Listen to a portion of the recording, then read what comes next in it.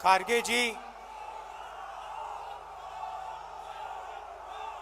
सोनिया गांधी जी, भूपेश बघेल जी, केसी वेणुगोपाल जी,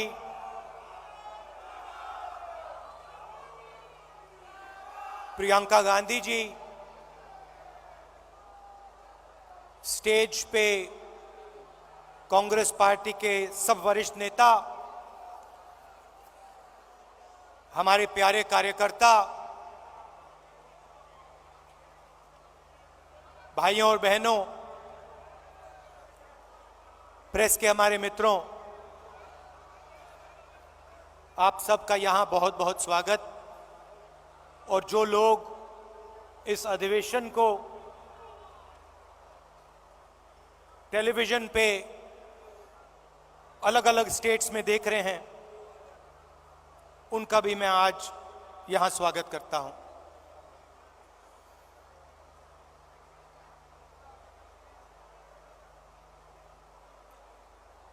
चार महीने कन्याकुमारी से श्रीनगर तक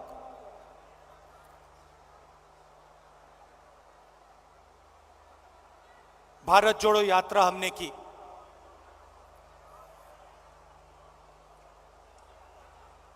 वीडियो में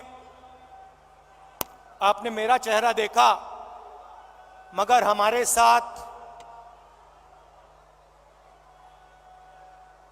लाखों लोग चले थे। हर स्टेट में चले, बारिश में, गर्मी में, बर्फ में, एक साथ हम सब चले।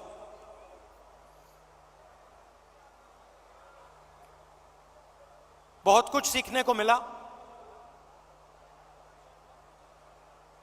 अभी जब मैं वीडियो देख रहा था, मुझे बातें याद आ रही थी।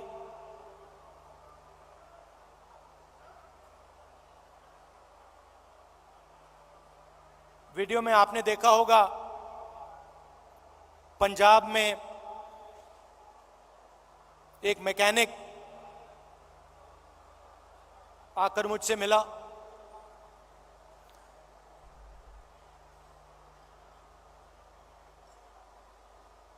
मैंने उसके हाथ पकड़े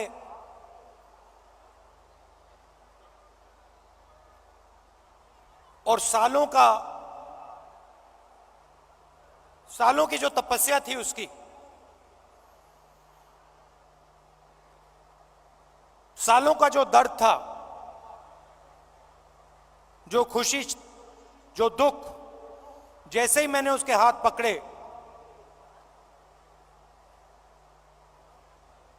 हाथों से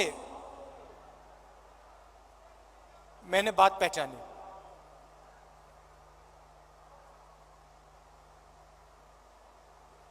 वैसे ही लाखों किसानों के साथ जैसे ही हाथ पकड़ते थे, जैसे ही हाथ मिलाते थे, गले लगते थे, एक ट्रांसमिशन सा हो जाता था। शुरुआत में बोलने की जरूरत होती थी, क्या करते हो, कितने बच्चे हैं, क्या मुश्किलें हैं। ये एक डेढ़ महीना चला, उसके बाद बोलने की जरूरत नहीं होती थी।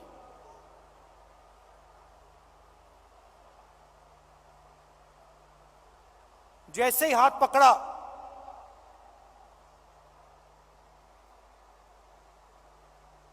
गले लगे,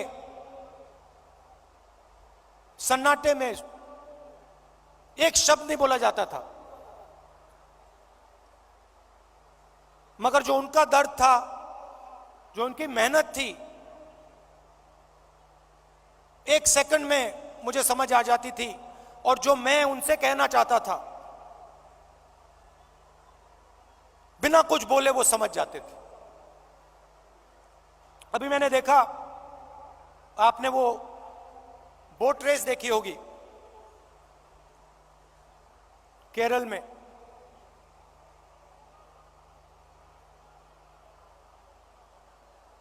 उस समय जब मैं बोट में बैठा था,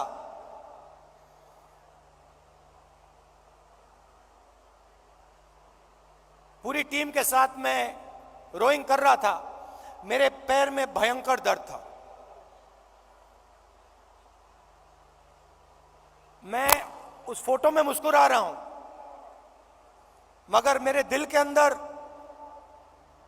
रोना आ रहा था, इतना दर्द था।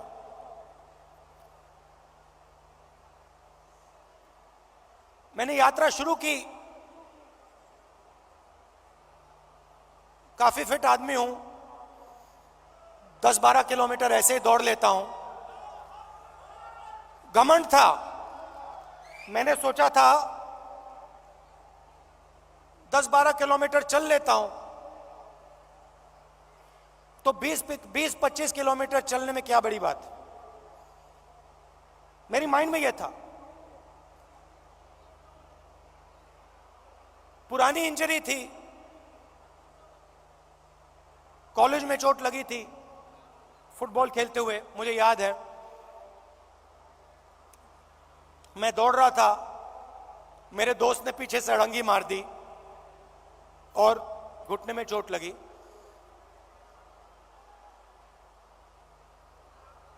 दर्द गायब हो गया था, सालों के लिए दर्द गायब था। और अचानक जैसे ही मैंने यात्रा शुरू की, दर्द वापस आ गया।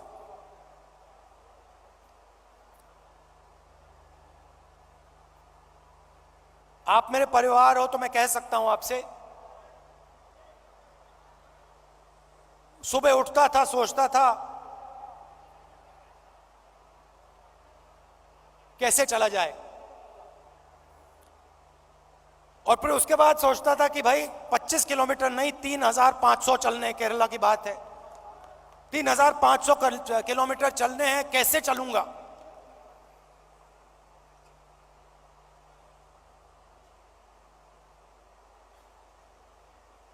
और फिर कंटेनर से उतरता था, चलना शुरू करता था, लोगों से मिलता। तो पिछले पहले 10-15 दिन में, जिसको आप अहंकार कह सकते हो, घमंड कह सकते हो, वो सारा गायब हो गया।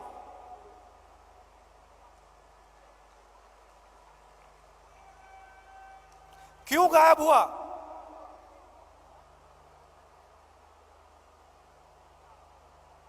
क्योंकि भारत माता ने मुझे मैसेज दिया, देखो तुम अगर निकले हो,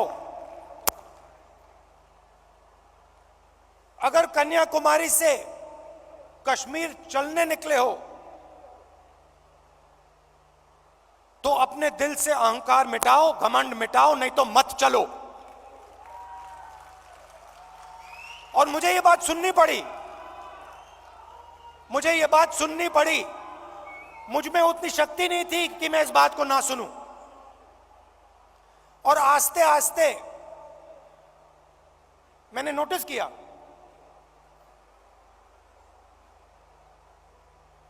मेरी आवाज चुप होती गई।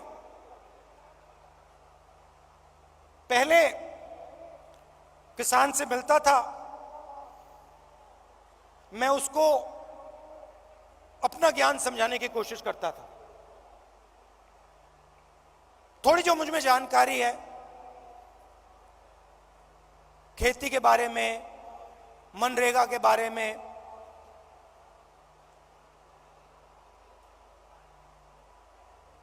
फर्टिलाइजर के बारे में, मैं कहने की कोशिश करता था।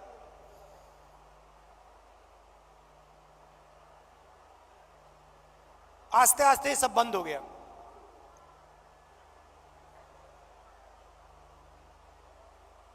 शांति सी आ गई।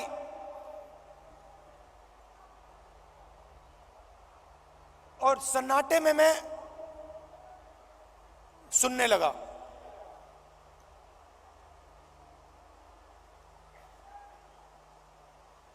ये आस्ते आस्ते आस्ते आस्ते ये बदलाव आया।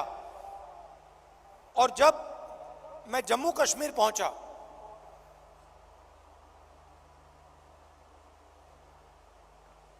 वो भी अजीब सी बात थी। जब मैं जम्मू कश्मीर पहुंचा, मैं बिल्कुल चुप हो गया।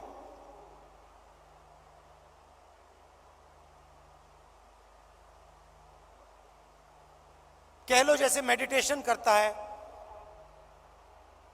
प्रियंका और मैं, विपासना करते हैं, वैसी बात हो गई कि बिल्कुल चुप हो गया मैं।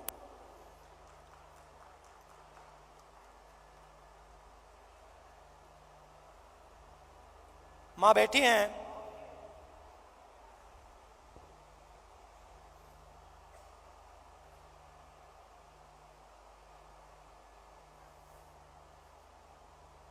मैं छोटा सा था, 1977 की बात है।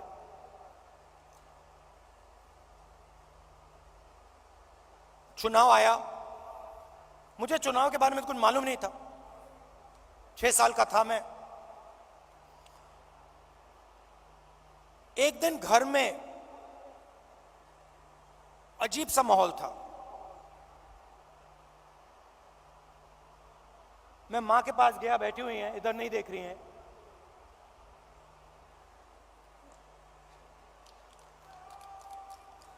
मां के पास गया, मैंने मां से पूछा मम्मी क्या हुआ? और मां कहती हैं हम घर छोड़ रहे हैं। तब तक मैं सोचता था कि वो घर हमारा था। तो मैंने मां से पूछा, मां हम अपने घर को क्यों छोड़ रहे हैं?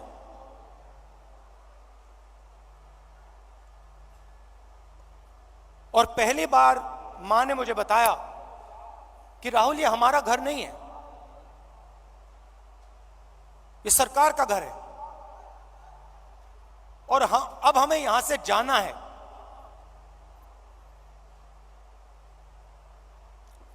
मैंने मां से पूछा, मां कहां जाना है? कहती है नहीं मालूम।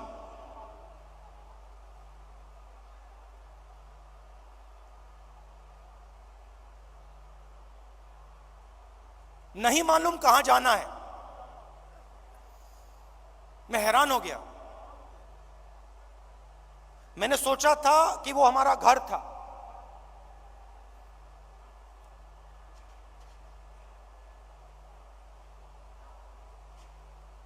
बावन साल हो गए,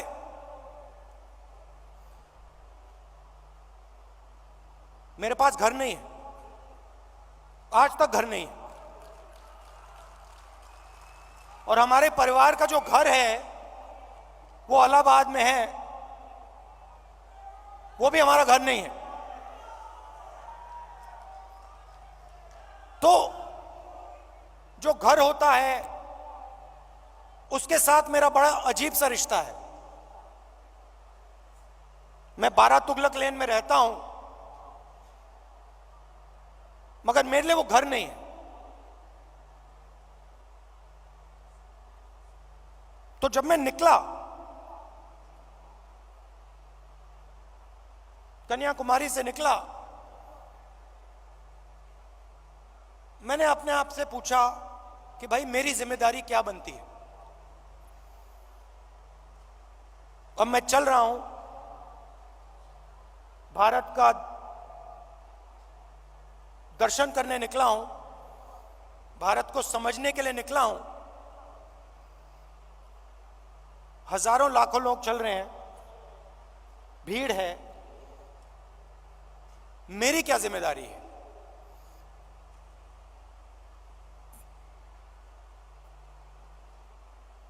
मैंने थोड़ी देर सोचा और फिर मेरे दिमाग में एक आइडिया आया।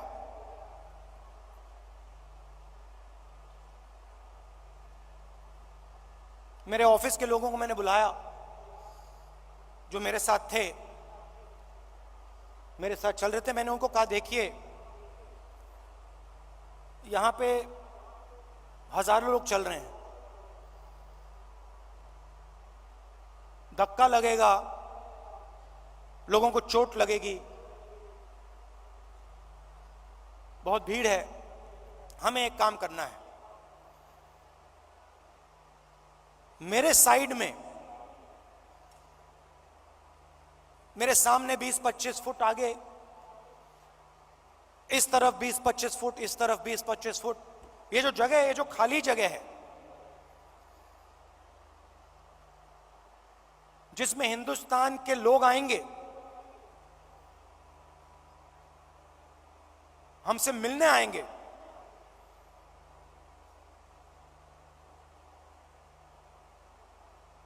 अगले 4 महीने के लिए वो हमारा घर है।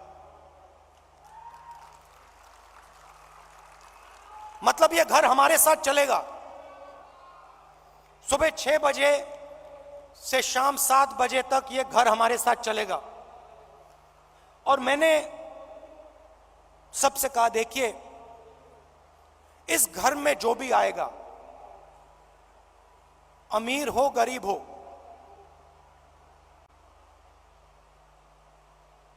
बुजुर्ग हो युवा हो बच्चा हो, किसी भी धर्म का हो, किसी भी स्टेट का हो, हिंदुस्तान से बाहर का हो, जानवर हो, उसको यह लगना चाहिए कि मैं आज अपने घर आया हूं।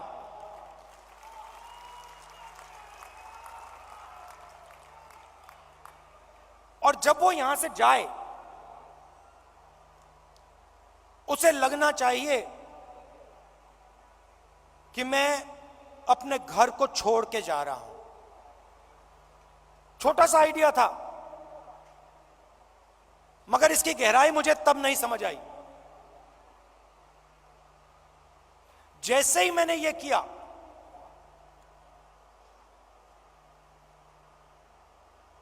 जिस दिन मैंने यह किया, उस दिन यात्रा बदल गई, जादू से बदल गई।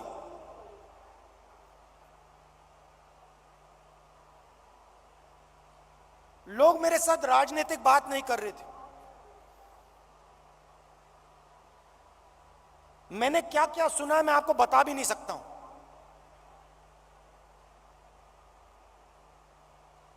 हिंदुस्तान की महिलाओं ने मुझे क्या कहा है इस देश के बारे में, मैं आपको बता नहीं सकता हूं।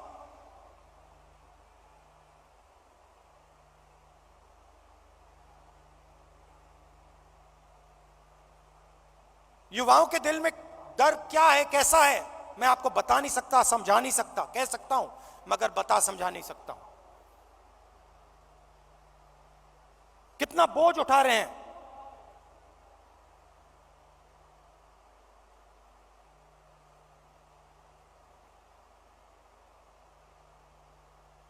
तो बिल्कुल रिश्ता बदल गया। एक उदाहरण देता हूं, पता नहीं आपने शायद नहीं देखा। चल रहे थे हम सुबह सुबह,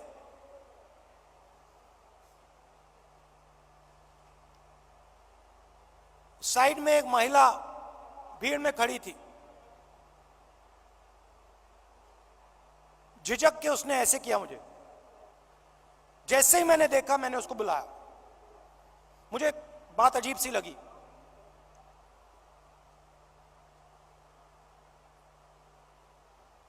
मेरे पास आई, मैंने हाथ पकड़ा, मुझे एकदम मालूम पड़ गया कि कुछ ना कुछ गलत है।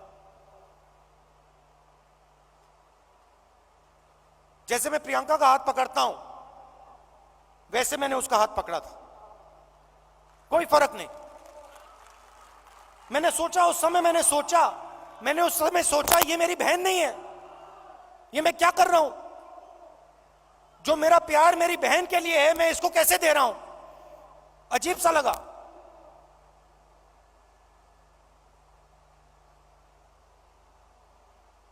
मुझे मेरा हाथ पकड़ती है, कहती है राहुल, राहुल जी भैया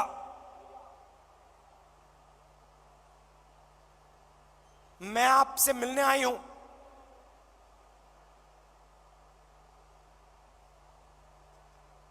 क्या बात है? मेरा पति मुझे मार रहा है, पीट रहा है।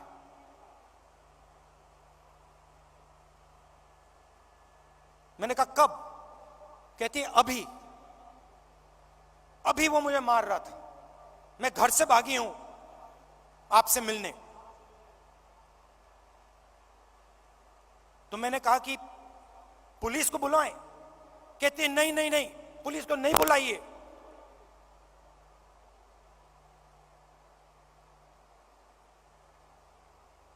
फिर मुझे कहती है अब मैं जा रही हूं वापस, फिर से पिटने जा रही हूं।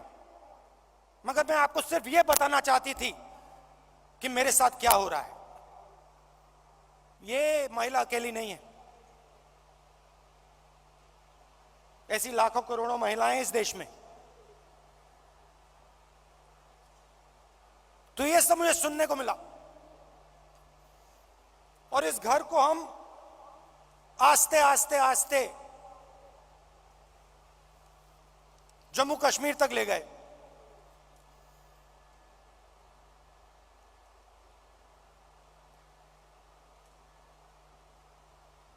पता नहीं, शायद मेरा परिवार सालों पहले वहां से आया।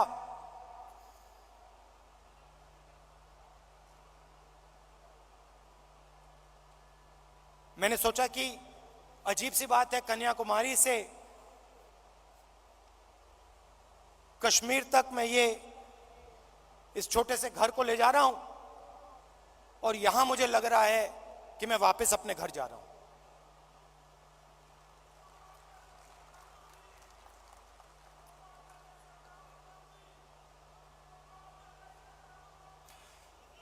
कश्मीर में हम घुसते हैं,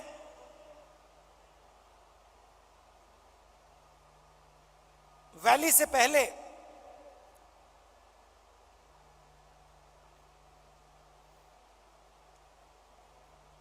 बर्फ है, धूप है,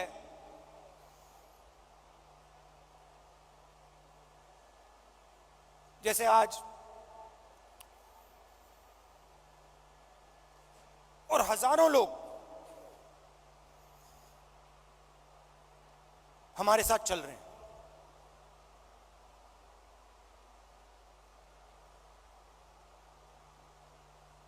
एक लड़का आता है मेरे पास, मेरे साथ चलता है और मुझसे कहता है राहुल जी मैं आपसे एक सवाल पूछना चाहता हूं। मैंने कहा क्या? कहता है राहुल जी जब कश्मीर के लोगों को दुख होता है, जब हमारे दिल में चोट लगती है,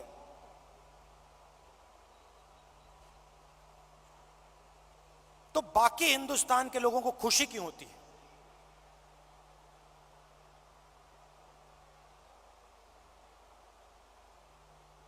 मैंने कहा गलतफहमी में हो, ऐसी कोई बात नहीं है। मैं कन्याकुमारी से यहां तक आया हूं, मैं दावा देके कह सकता हूं कि करोड़ों लोगों के दिल में यह भावना नहीं है। करोड़ों लोग हर हिंदुस्तानी के दर्द के साथ, हर हिंदुस्तानी के साथ खड़े हैं। चुने हुए लोग हैं। मैंने कहा चुने हुए लोग हैं जो खुश होते हैं।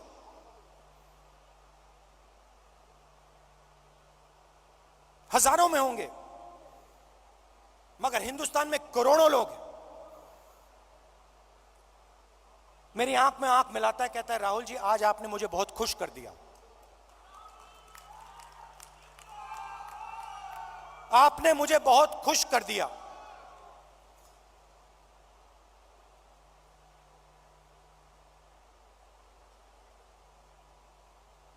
बातचीत करते हुए मैं देख रहा था चारों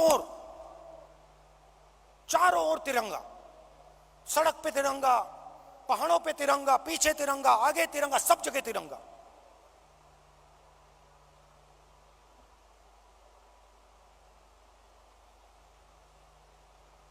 फिर हम वैली में घुसे।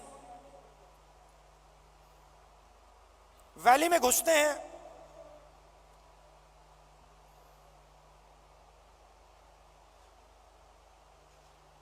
बादल छा जाते हैं,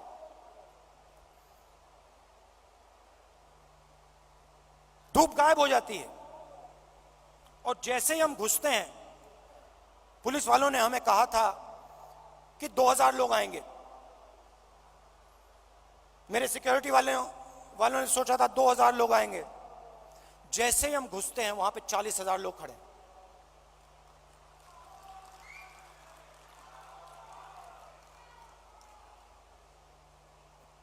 जैसे ही पुलिस वालों ने 40,000 लोगों को देखा, रस्सी छोड़ के भाग गए। हम देख रहे हैं, जिसको रोप पार्टी कहते हैं, वो सब गायब हो गई।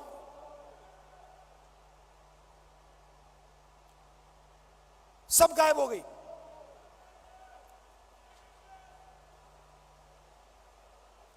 मैं देख रहा था,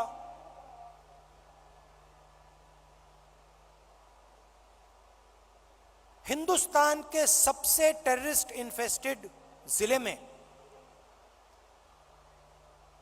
जहां भी आप देखो, तिरंगा तिरंगा तिरंगा तिरंगा तिरंगा, सब जगह। कौन उठाए थे तिरंगा? हमारे पास सिर्फ 125 यात्री थे। कश्मीर के लोग तिरंगा उठाए थे। एक ने नहीं उठाया था, हजारों ने उठा रखा था। और यही कहानी पूरे कश्मीर में, अनंतनाग, पुलवामा,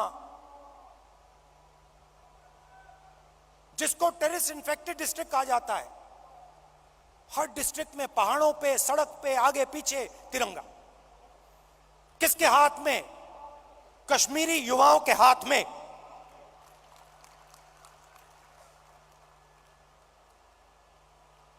सीआरपीएफ के लोग मुझसे कह रहे हैं, भैया ये तो हमने कभी जिंदगी में नहीं देखा, ये क्या हो गया?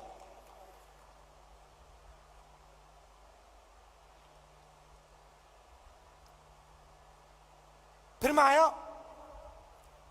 पार्लियामेंट में मैंने प्रधानमंत्री जी का भाषण सुना।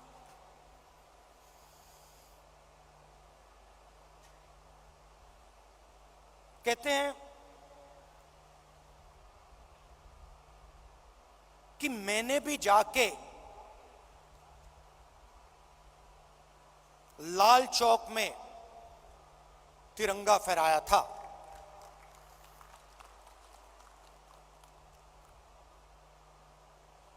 मैं सुन रहा था, मैंने सोचा, देखिए, हिंदुस्तान के प्रधानमंत्री को बात समझ नहीं आई, बात समझ नहीं आई।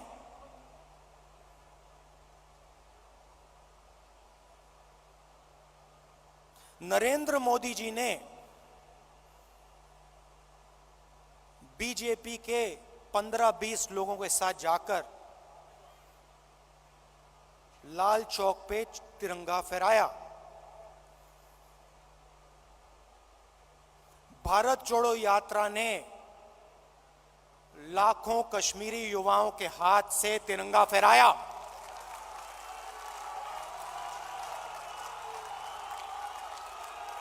प्रधानमंत्री को फर्क नहीं समझ आया। हमने हिंदुस्तान की भावना, इस झंडे की भावना जम्मू कश्मीर के युवाओं के अंदर डाल दी। आपने अपने झंडे की भावना जम्मू कश्मीर के युवाओं से छीन ली। यह फर्क है हम में और आप में।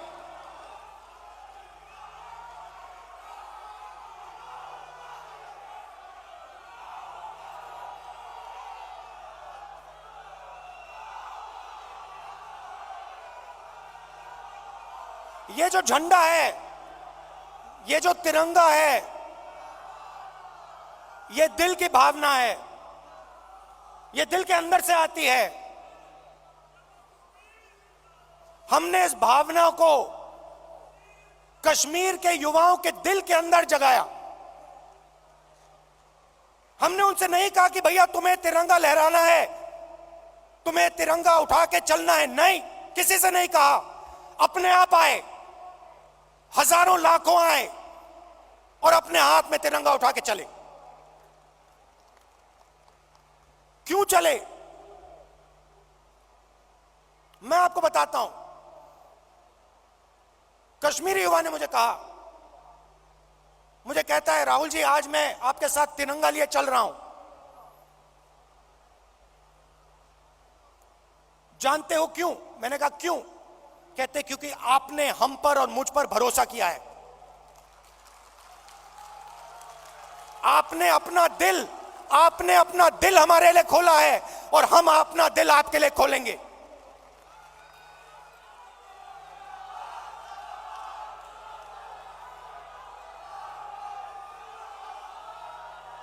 यह फर्क है। हिंदुस्तान एक भावना है, एक सोचने का तरीका है, इज्जत है, आदर है, मोहब्बत है। और ये जो झंडा है, जो तिरंगा है, इसका इस भावना का ये चिन्ह है। और भारत जोड़ो यात्रा ने इस भावना को पूरे देश में फैलाया है। और यह काम राहुल गांधी ने नहीं किया है, यह काम कांग्रेस के कार्यकर्ता ने किया है, कांग्रेस के नेताओं ने किया है, हिंदुस्तान की जनता ने किया है।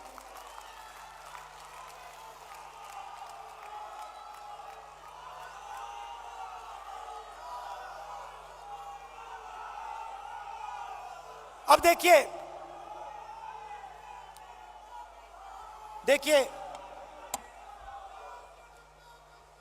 सरकार की सोच के बारे में आज आपको बताना चाहता हूं।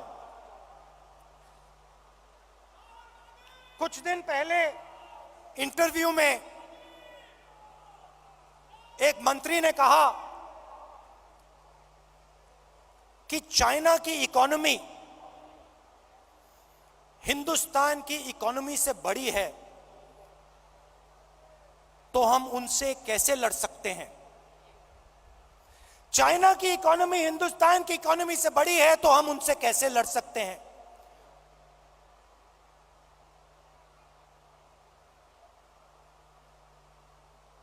जब अंग्रेज हम पर राज करते थे, क्या उनकी इकोनॉमी हमारी इकोनॉमी से छोटी थी?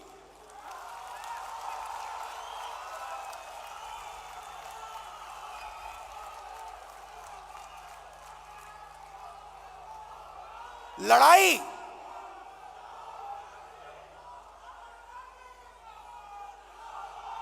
इसका मतलब जो आपसे शक्तिमान है उससे आप लड़ो ही मत, जो आपसे कमजोर है उसी से लड़ो।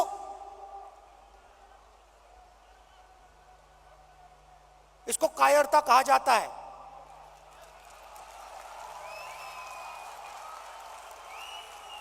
सावरकर की विचारधारा, अगर जो आपके सामने आपसे तगड़ा है, मजबूत है, तो उसके सामने अपना सिर झुका दो, मत्था टेक दो।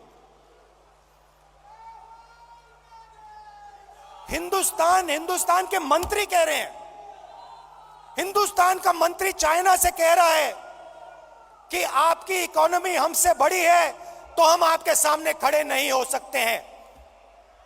इसको क्या नेशनलिज्म कहते हैं? इसको देशभक्ति कहते हैं क्या? ये कौन सी देशभक्ति है? ये कौन सी देशभक्ति है? जो आपसे कमजोर है उसको आप मारो, और जो आपसे मजबूत है उसके सामने आप झुक जाओ। शब्द है इसके लिए। महात्मा गांधी कहते थे, सत्याग्रह की बात करते थे। सत्याग्रह का मतलब, सत्याग्रह का मतलब सत्ता के रास्ते को कभी मत छोड़ो, सॉरी, सत्य के रास्ते को कभी मत छोड़ो। इनके लिए एक नया शब्द है, आरएसएस बीजेपी वालों के लिए। हम है सत्याग्राही, वो है सत्ताग्राही। ये सत्ता के लिए कुछ भी कर लेंगे, ये किसी से भी मिल जाएंगे, किसी के सामने झुक जाएंगे सत्ता के लिए। ये इनकी सच्चाई है। आखिरी बात, और मुझे बात समझ नहीं आई, पार्लियामेंट हाउस में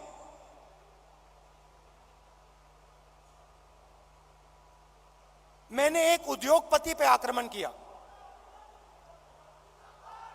अदानी जी पे मैंने आक्रमण किया। मैंने कहा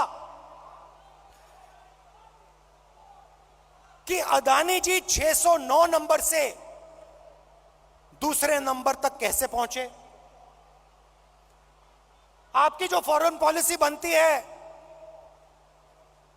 चाहे वो बांग्लादेश हो, चाहे वो इजराइल हो, ऑस्ट्रेलिया हो, श्रीलंका हो, सब जगह उनको फायदा मिलता है। इजराइल में सारे के सारे डिफेंस के कॉन्ट्रैक्ट मिल गए। श्रीलंका में एक व्यक्ति कहता है कि राजापाक्सा जी ने उन्हें कहा कि नरेंद्र मोदी जी ने दबाव डालकर अदानी जी को कॉन्ट्रैक्ट दिलवाया। तो मैंने सिर्फ एक सवाल पूछा, नरेंद्र मोदी जी, आपका अदानी जी से रिश्ता क्या है? मैंने और कुछ नहीं कहा, मैंने सिर्फ सवाल पूछा, भैया बता दो रिश्ता क्या है। और मैंने ऐसे एक फोटो दिखाई, उसमें नरेंद्र मोदी जी ऐसे बैठे हैं।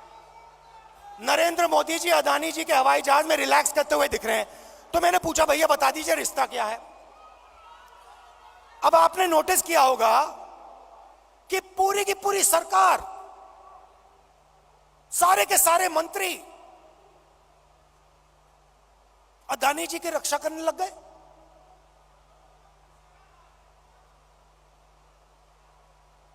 अदानी जी की रक्षा करने लग गए। कहते हैं जो अदानी जी पे आक्रमण करता है वो देशद्रोही है। मतलब अदानी जी देश के सबसे बड़े देशभक्त बन गए। और बीजेपी और आरएसएस इस व्यक्ति की रक्षा कर रही है। सवाल यह उठता है, रक्षा क्यों कर रही है? क्या है इस अदानी में जो बीजेपी और आरएसएस को, सब मंत्रियों को इसकी रक्षा करने की जरूरत पड़ रही है?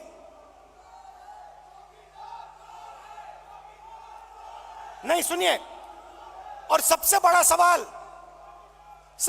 सवाल, ये जो शेल कंपनीज हैं,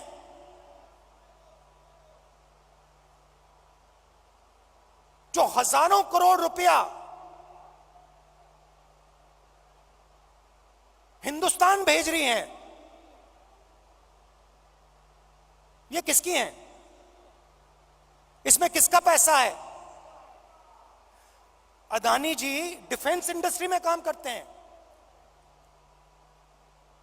डिफेंस इंडस्ट्री में काम करते हैं, और हिंदुस्तान की सरकार को यह भी नहीं मालूम कि अदानी जी की शेल कंपनी है बाहर। इसमें इन्वेस्टिगेशन क्यों नहीं हो रहा? जेपीसी क्यों नहीं हो रही? डिफेंस का मामला है, देश की रक्षा का मामला है, पता तो लगाना चाहिए ये पैसा किसका है, शेल कंपनीज किसकी हैं, मगर नहीं।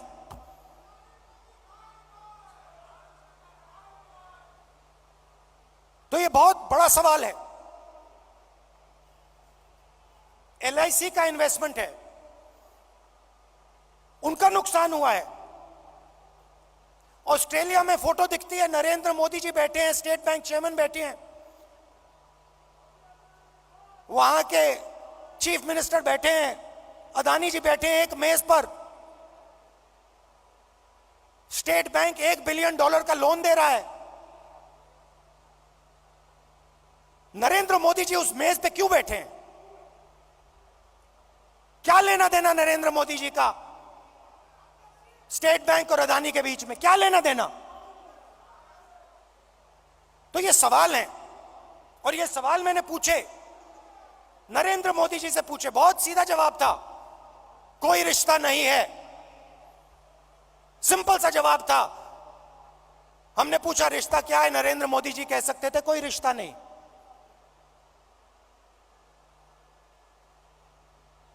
मगर रिश्ता है।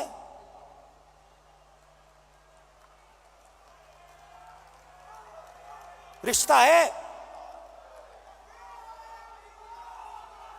भाइयों और बहनों,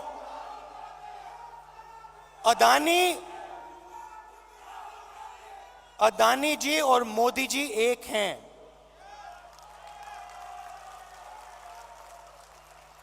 एक हैं। और देश का पूरा धन, पूरा का पूरा धन एक व्यक्ति के हाथ में जा रहा है। Airports, ports, defence, infrastructure, storage, agricultural storage, सेब, हिमाचल प्रदेश में सेब, कश्मीर में सेब, पूरा का पूरा धन एक व्यक्ति के हाथ में जा रहा है। और जब हम प्रधानमंत्री से पूछते हैं ये 609 से 2 कैसे पहुंचा, बस ये बता दीजिए रिश्ता क्या है, हमारी पूरी की पूरी स्पीच एक्सपंज हो जाती है। खारगे जी की पूरी स्पीच एक्सपंज हो जाती है। अदानी जी के बारे में हिंदुस्तान के पार्लियामेंट हाउस में सवाल नहीं पूछा जा सकता है। हम पूछेंगे, एक बार नहीं, हजारों बार पूछेंगे, रुकेंगे नहीं। जब तक सच्चाई नहीं निकलेगी, अदानी जी की सच्चाई नहीं निकलेगी, तब तक हम नहीं रुकेंगे।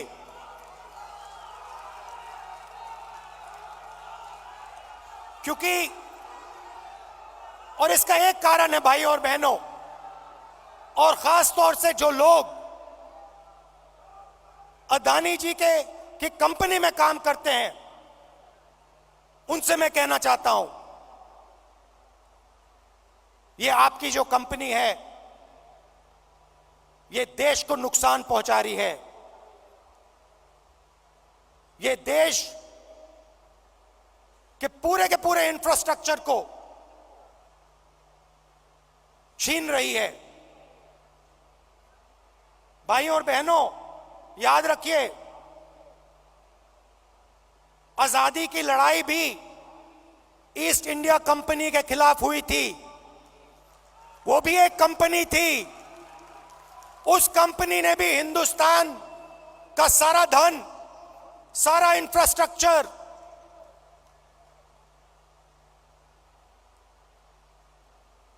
पोर्ट्स, सारा का सारा उठा लिया था। इतिहास रिपीट हो रहा है। इतिहास रिपीट हो रहा है। ये देश के खिलाफ काम हो रहा है, और अगर देश के खिलाफ काम होगा तो कांग्रेस पार्टी खड़ी हो जाएगी, लड़ जाएगी।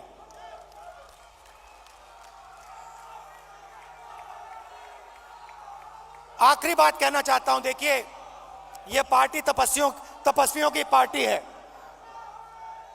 यह पुजारियों की पार्टी नहीं है। यह तपस्वियों की पार्टी है। यह तपस्या की पार्टी है। और आपने देखा छोटी सी तपस्या की, 4 महीने की तपस्या की, और आपने देखा कांग्रेस पार्टी में कैसी जान आई, कांग्रेस पार्टी के कार्यकर्ता में कैसी जान आई, देश में कैसी जान आई। तपस्या बंद नहीं होनी चाहिए।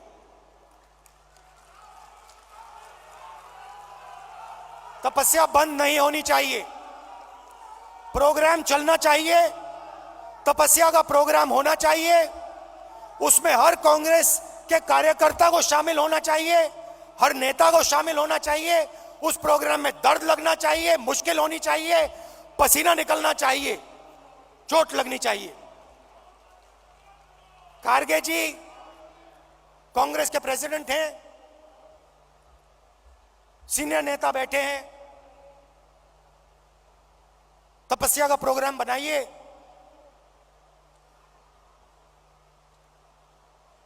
हम सब मिलकर तपस्या में शामिल होंगे, अपना खून अपना पसीना इस देश को देंगे। और जैसे मैं आपको गारंटी देता हूं, जैसे ही हम तपस्या में खड़े हो जाएंगे, पूरा का पूरा हिंदुस्तान हमारे साथ तपस्या में खड़ा हो जाएगा, क्योंकि यह देश तपस्वियों का है।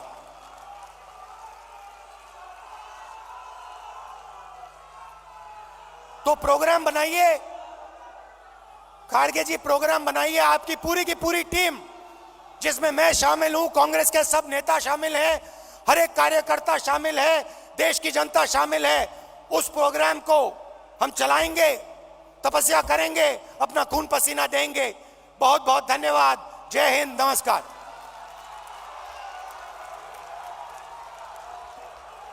बहुत बहुत शुक्रिया राहुल जी। एक जोशीले, एक इंस्पायरिंग आपके इस अभिभाषण ने कांग्रेस के कार्यकर्ताओं में जान फूंक दी। एक जोर से नारा लगाएंगे, जोड़ो जोड़ो, और जोर से जोड़ो जोड़ो, जोड़ो जोड़ो। साथियों, ठीक 1:30 पर यानी 1:30 बजे कांग्रेस के सम्मानित अध्यक्ष आदरणीय मल्लिकार्जुन खड़गे जी अपना अध्यक्षीय भाषण देंगे और 2 बजे इस 85वें महाअधिवेशन की कार्यवाही संपन्न हो जाए।